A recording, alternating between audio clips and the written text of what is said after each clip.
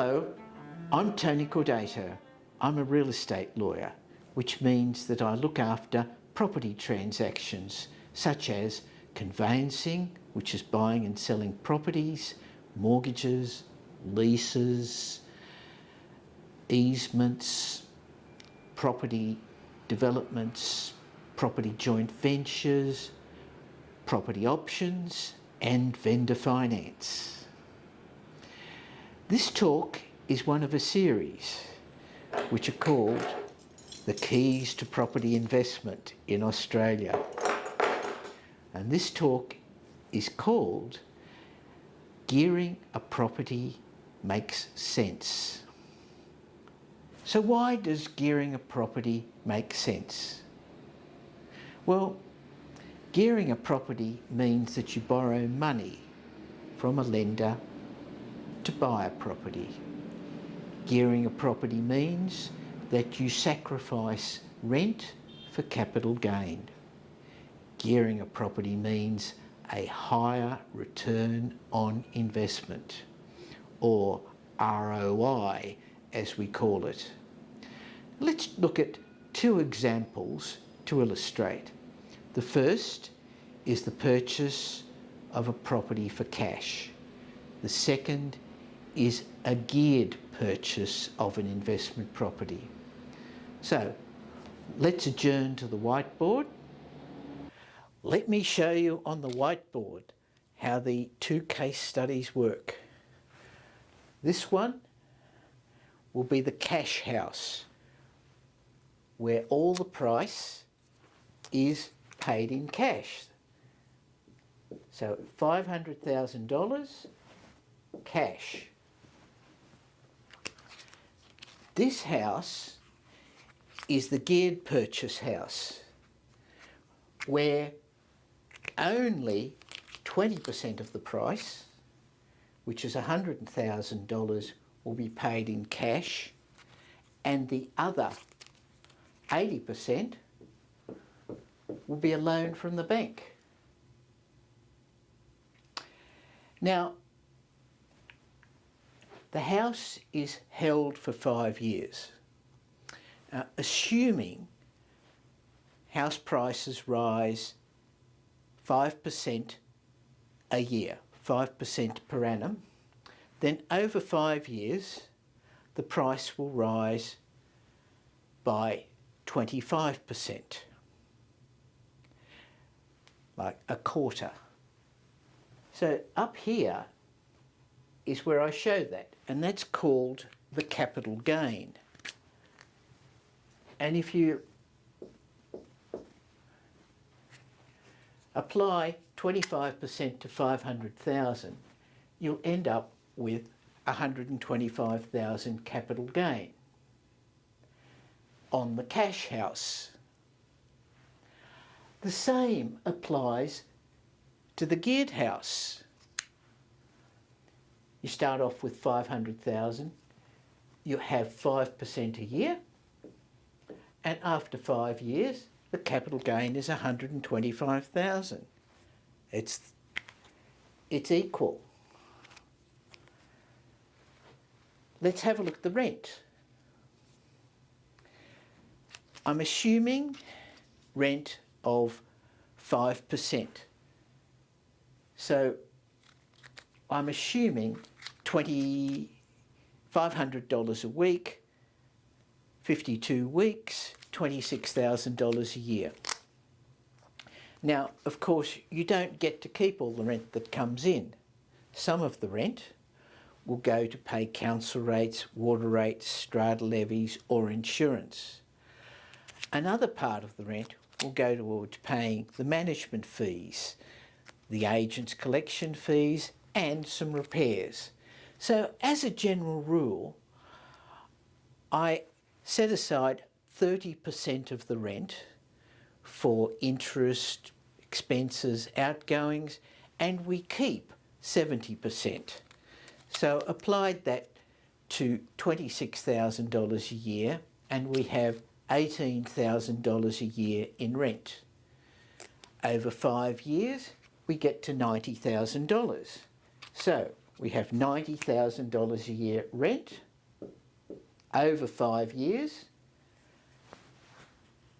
as what we keep, plus $125,000, and that comes to $215,000. That is the return on money invested on this property. 215. But it's money return on investment of $500,000. So it's roughly 43%. So you've invested $500,000, left it for 5 years and got 43% return. There's nothing particularly wrong with 43% return. It's just that you can do better, much better, if you have a geared property. So this is your geared property. The difference you see is you're only putting in 20% of the cash. You're making the same capital gain, $125,000. So even if that's all you look at, how much money do you get if you invest $100,000 for 5 years? It's $125,000, which is 125%. A little bit better than 43%. And then you say, well, what about the rent? When you borrow money, you pay interest. So what happens is you don't see the rent except for a short while it travels through your bank account to pay interest to the lender. So the interest cancels out the rent. Therefore, it's just a cash-on-cash return of cash $100,000, return of $125,000, plus of course you get your $100,000 back. Now, I've kept this example deliberately simple and conservative with simple 5% increases in value. I haven't put purchase expenses, sale expenses or whatever into it, but you get the idea, and I hope I've shown to you how gearing boosts your return on investment. Everything goes better with a little bit of gearing.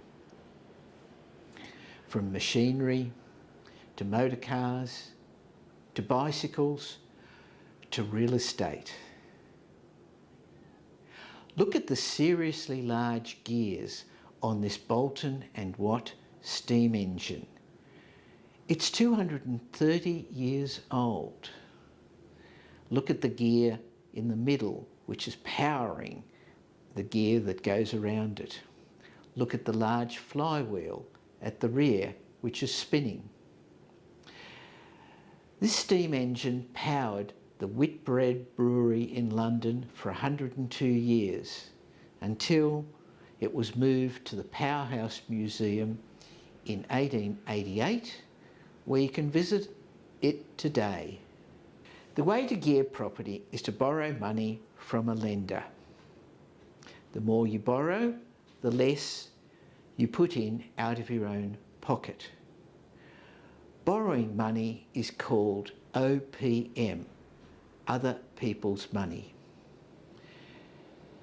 Money for residential property investment is plentiful in Australia. Lenders love lending on residential properties. About 60% of the bank loans in Australia are secured by residential property, and the interest rate you pay on residential property loans is very low, and it's not much higher for investment loans compared with home loans. Banks will normally lend 80% of the price of an investment property.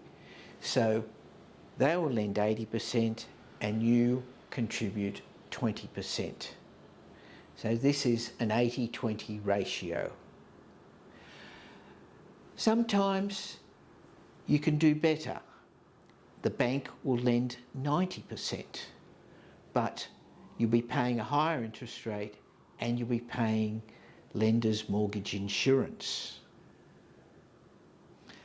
If the property is a commercial property, banks are much stingier. They'll lend up to about 65% of the value of the property or the purchase price of the property.